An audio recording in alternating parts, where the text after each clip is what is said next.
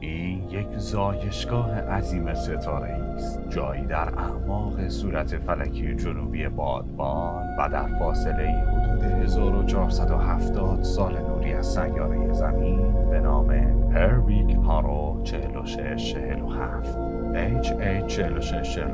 در نزدیکی سحابی گو و در یک بلوک بکه قرار گرفته. ابرهایی تیره از گرد و غبارهای کیهانی متراکم که روند تشکیل ستارگان را پیش میبرند. این جرم نسبتاً به زمین نزدیک است. حالا با نشانه رفتن تلسکوپ فضایی جیمز وب نمای باشکوهی از آن دیده می شود. تصویری که وب با استفاده از دوربین علمی خود موسوم به نیرکم در طیف فروسرخ نزدیک ثبت کرده، اکنون جزئیات دقیقی از آن را برایمان آشکار می کند. هرویگ هارو یک زایشگاه ستاره است و شما تولد دو ستاره فعال در مرکز پراش قرمز به صورت لکه‌ای به رنگ نارنجی مایل به سفید را تماشا می‌کنید. هرویگ هارو یک جرم مهم برای مطالعه است، چرا که آنقدر جوانه که فقط چند هزار سال قدمت دارد. بررسی داده‌های دریافتی از این زایشگاه نزدیک بینش بهتری از روند تکامل ستارگانی با جرم کم همچون خورشید خودمان به ما می‌دهد. آنقدر که شاید مدلی از چگونگی تشکیل منظومه شمسی برایمان ایجاد کند. همچنان که این ستاره‌های بسیار جوان را می‌بینید، خوبه که بدانید آنها در اعماق دیسکی از گاز و غبار دفن شدند که از آن تغذیه می‌کنند و مدام در حال افزایش جرم هستند. هرچند این دیسک در اینجا دیده نمی‌شود، اما با کمی دقت در اطراف ستاره‌های مرکزی سایه آنها را در دو محدوده تاریک و مخروطی شکل می‌بینید.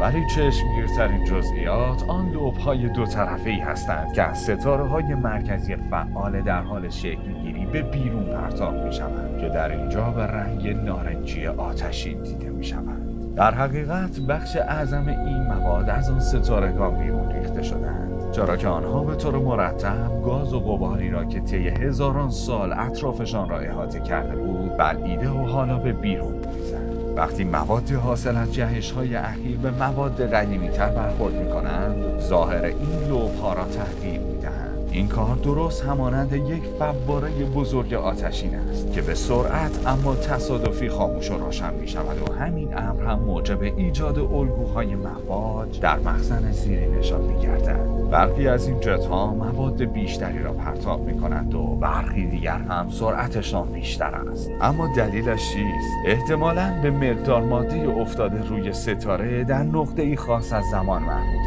است. پرتابه‌های اخیر ستاره‌ای به رنگ آبی رشته‌ای پدیدار می‌شوند. آنها درست در زیر سنبله پراش افقی قرمز در ساعت 2 ظاهر شدند. در امتداد سمت راست عکس این جهش‌ها الگوهای مواج واضح‌تری را نشان می‌دهند. آنها نیز در نقاطی قطع می‌شوند و در دقیق‌ترین محدوده نارنجی به یک دیسک ناهموار که به رنگ بنفش روشن است ختم می‌شوند.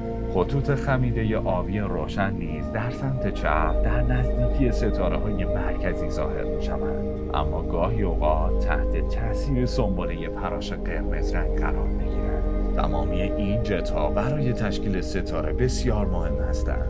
این جهش‌ها میزان جرمی که ستاره‌ها در نهایت جمع می‌شوند را تنظیم می‌کنند. دیسک گاز و غباری که ستاره‌ها از آن تغذیه می‌کنند کوچک است. این شبیه به حالتی است که نواری دور تا دور ستاره‌ها محکم بسته شده باشند. اکنون دومین ویژگی را با چشمانتان ببینید: ابر آبی جوشان. این منطقه ای از غبار و گازی متراکم است که هم به عنوان یک سحابی و هم به عنوان یک گلوله بک شناخته می شود. زمانی که این محدوده را در نور مرئی مشاهده کنیم، گلوله بک کاملا سیاه به نظر می رسد که تنها چند ستاره اطرافش چشمک می زنند.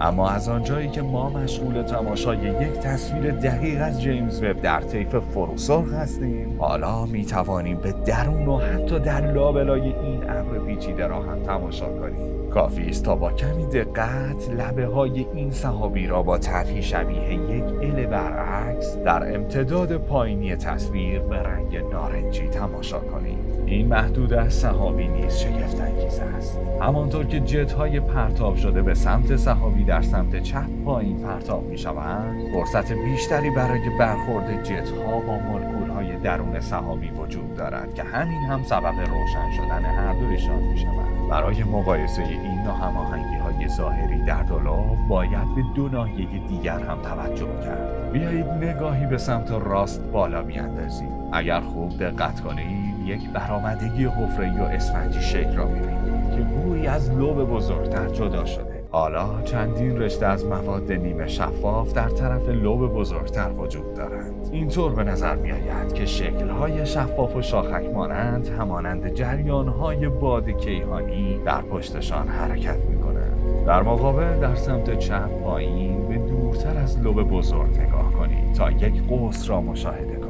هر دو از موادی درست شدند که به دورترین فاصله ها و احتمالاً توسط پرتاب‌های قدیمی اونجا قرار گرفتند.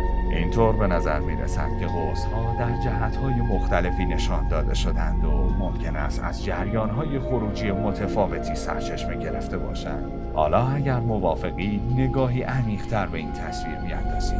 اگرچه این گونه تداعی می شود که جیمز وب هربی کارو را از لبه تصویر برداری کرده و یک طرف آن گویی به زمین نزدیکتر است، اما برخلاف تصور این نیمه راست کوچکتر است. طی میلیون‌ها سال ستارگان هربی کارو به طور کامل شکل می‌گیرند.